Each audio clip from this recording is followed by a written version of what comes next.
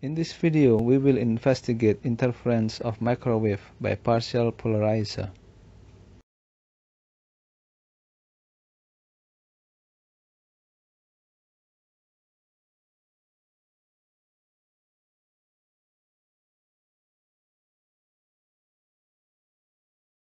When the polarizer is slowly moved closer to the receiver, wave intensity at the receiver fluctuates accordingly, which indicates wave interference.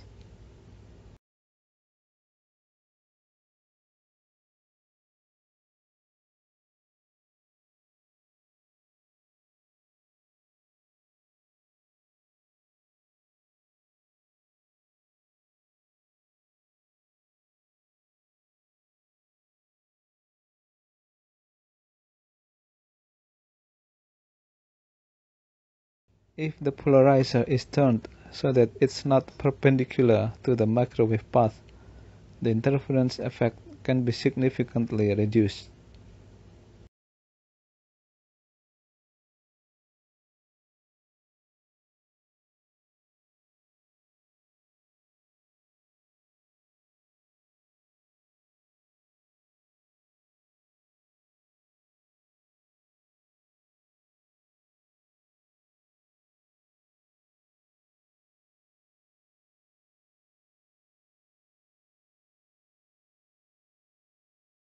With additional partial polarizer, the interference effect can be significantly increased. It seems like those polarizers generate some standing wave between them that bounces back and forth by partial reflection.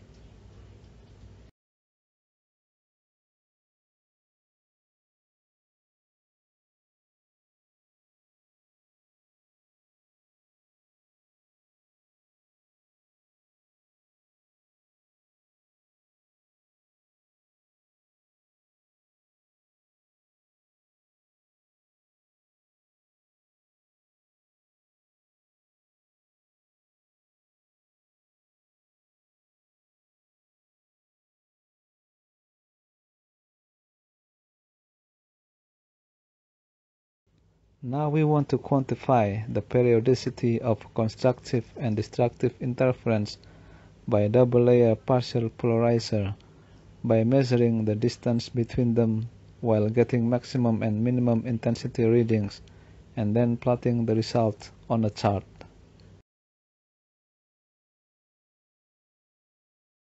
The arrangement right now produces maximum intensity reading at the receiver, where the distance between partial polarizers is around 66 mm.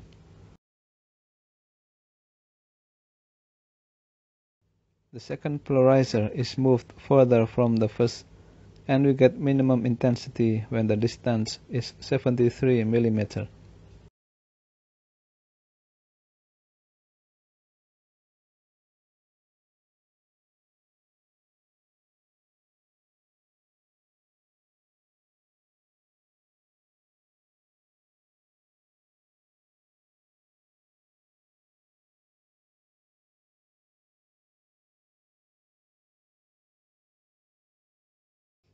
The second polarizer is moved again further from the first, and we get back to maximum intensity when the distance is 80 mm.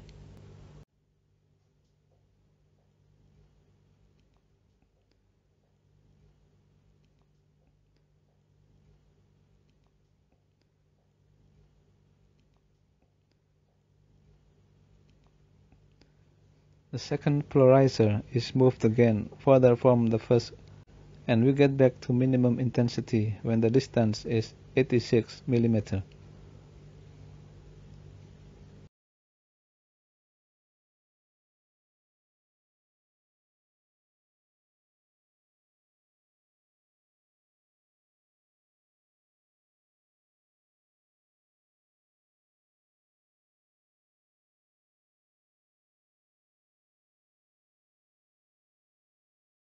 The table shows the complete result of the experiment just now. We can calculate the average distance between minima, and we get 13.4 mm.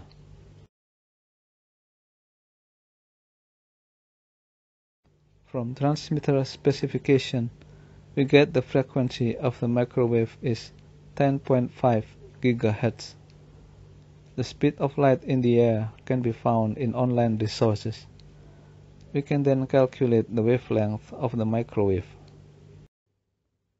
We can see that there is some notable deviation between calculation and measurement result. We will try to find out possible causes of this discrepancy in the next video.